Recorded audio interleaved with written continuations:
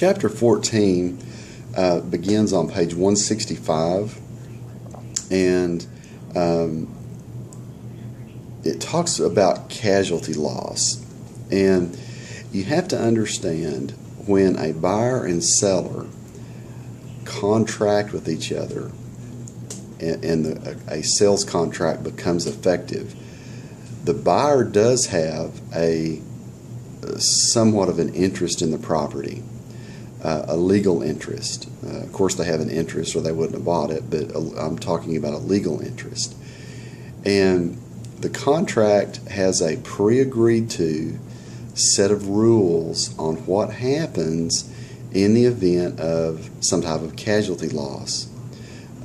What we are mainly concerned with in this area are big hailstorms that come in and total out a roof, break windows, knock paint off of trim, and break pool tiles and things like that.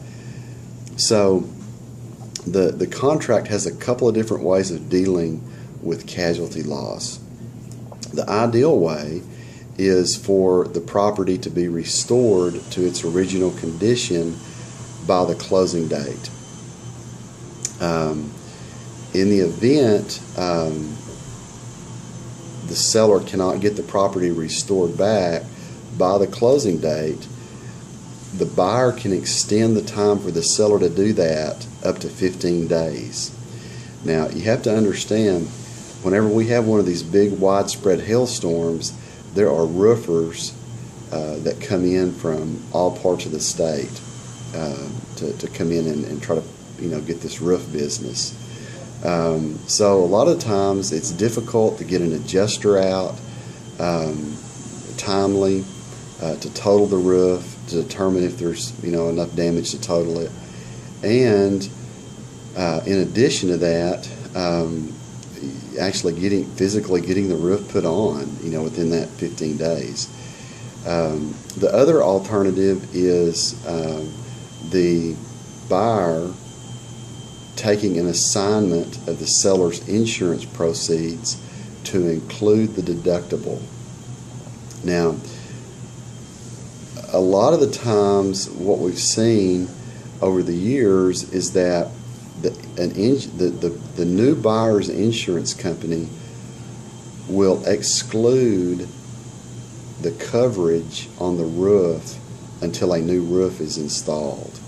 So that means if you have serious damage, that new buyer may not be able to get their homeowner's insurance put in place on that property, especially if you've got inside damage, interior damage, the roof is leaking really badly, you have some serious issues with other repairs other than just the roof.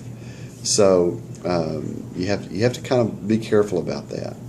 The other alternative is the buyer terminates the contract and receives the earnest money back, their earnest money back, with no consequences.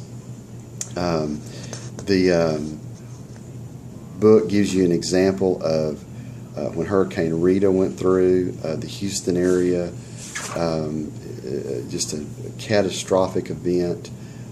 We have hailstorms here every couple of years, sometimes every year, that really do cause problems and wreak havoc with your contracts. And it's not just an act of God like the weather. It can be a water heater that bursts. It can be a house that catches on fire. Any kind of damage that occurs to the property that would be a homeowner that would be able to file a claim on their insurance policy. So that's what Chapter 14 is talking about. Thank you.